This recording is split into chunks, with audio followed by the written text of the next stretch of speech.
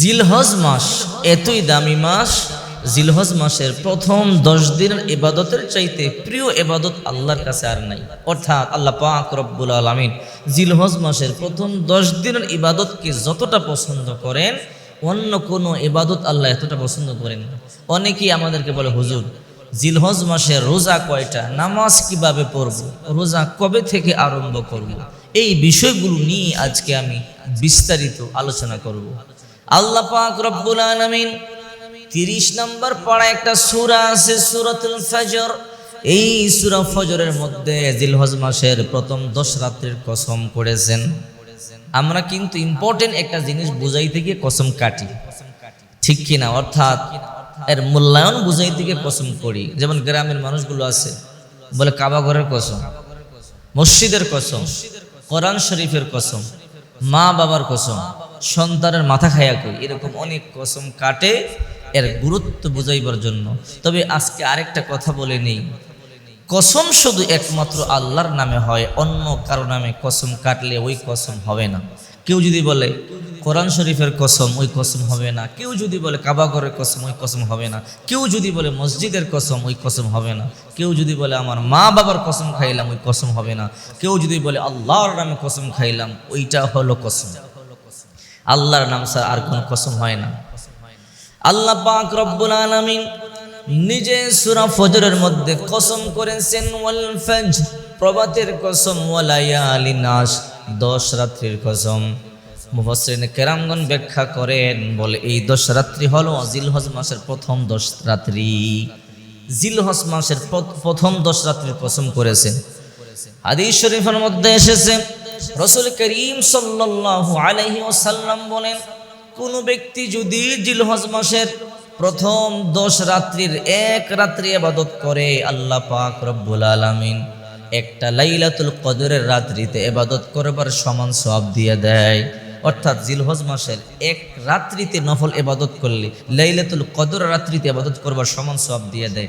যদি কেউ 2 রাত্রি ইবাদত করে, 2টা লাইলাতুল কদর রাত্রিতে ইবাদত করবার সমান সওয়াব দিয়ে দেয়। কেউ যদি জিলহজ মাসের প্রথম 10 দিনের 3 রাত্রি ইবাদত করে, আল্লাহ তাআলা 3টা লাইলাতুল কদর রাত্রিতে ইবাদত করবার সমান সওয়াব দিয়ে দেয়। কেউ যদি জিলহজ মাসের প্রথম 10 রাত্রি ইবাদত করে, কেউ যদি 10টা লাইলাতুল কদর পায়, ইবাদত করলে যেই সওয়াব আল্লাহ তাআলা এই 10 রাত্রিতে ইবাদত করলে সমান সওয়াব দিয়ে দিবেন।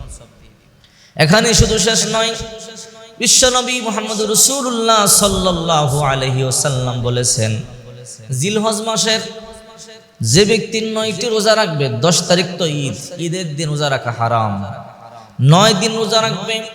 বিশ্ব নবী বলেন, এক এক দিন রোজা রাখবার কারণে আল্লাহ পাক রব্বুল আলামিন 1 বছর নফল রোজা রাখবার সমান সওয়াব দিয়ে দিবে।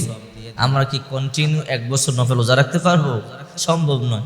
30টা রাখতে তো কষ্ট হয়। নবীজি বলেন, কেউ যদি জিলহজ মাসের প্রথম 9 দিনের একদিন রোজা রাখলো, অর্থাৎ একটা রোজা পালন করলো, 1 বছর নফল রোজা রাখবার সমান সওয়াব তার আমলনামায় এসে যাবে। কেউ যদি মাত্র 2টা রোজা রাখে প্রথম দশকের, আল্লাহ তাআলা কন্টিনিউ লাগাতার 2 বছর রোজা রাখবার সমান সওয়াব দিয়ে দিবে তার আমলনামায়।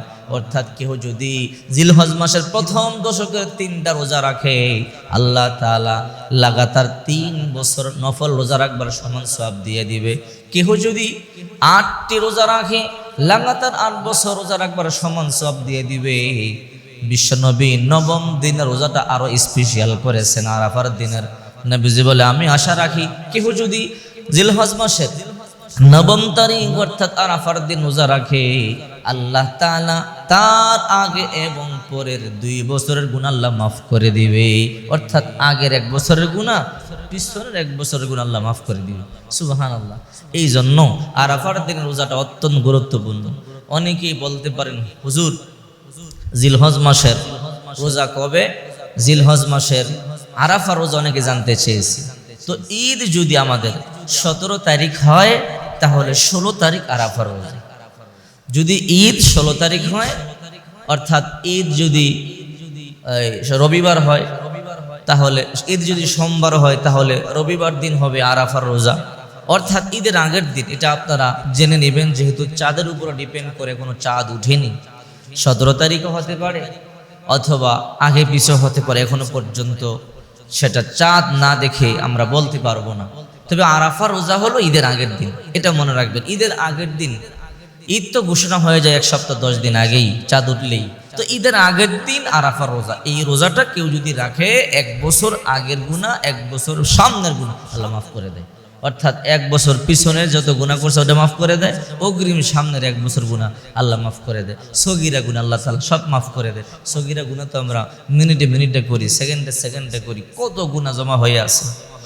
এই জন্য আমি মা বোনদেরকে বলবো, যখন আপনার জিলহজ মাস শুরু হয়ে যাবে, প্রথম 10 দিন ইবাদত বন্দেগীর মধ্যে কাটাবেন। এই জন্য অবশ্যই 9টা রোজা রাখবার চেষ্টা করবেন। 9টা না পারলে যে কয়টা রোজা পারেন ওই কয়টা রাখবেন। 2টা পারেন 2টা রাখেন, 1টা পারেন 1টা রাখেন, 5টা পারেন 5টা, এটা আপনার ইচ্ছা। আর রাত্রি বেলাতে ইবাদত বন্দেগী করবেন।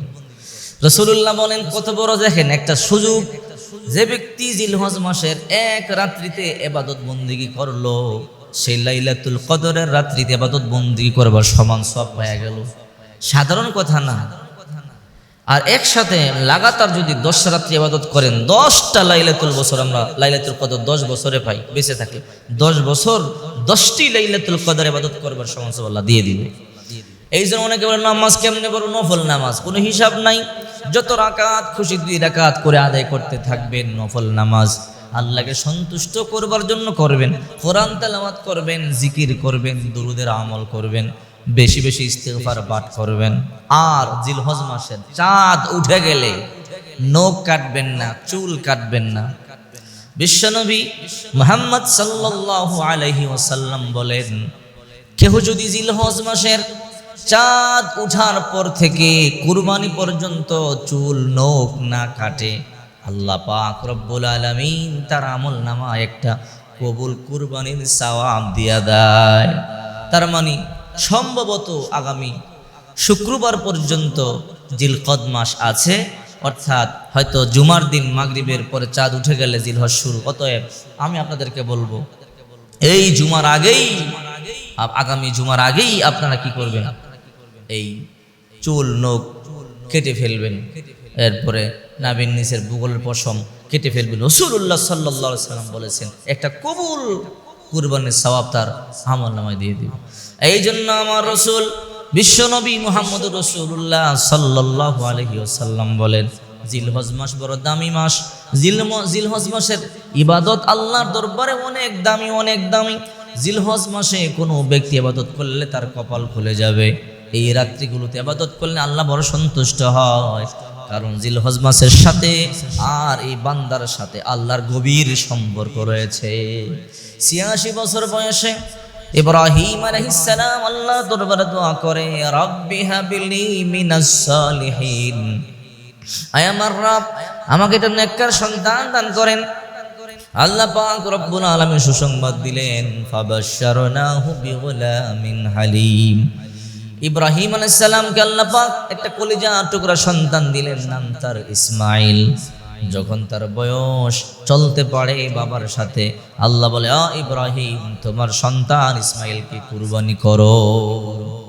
ফালাম্মা বালাগা মাহুস সা'য়া ক্বালা ইয়া বুনাইয়া ইন্নী আরা ফিল মানামি আন্নি আযবাহুকা ফানজুর মাযা তারা।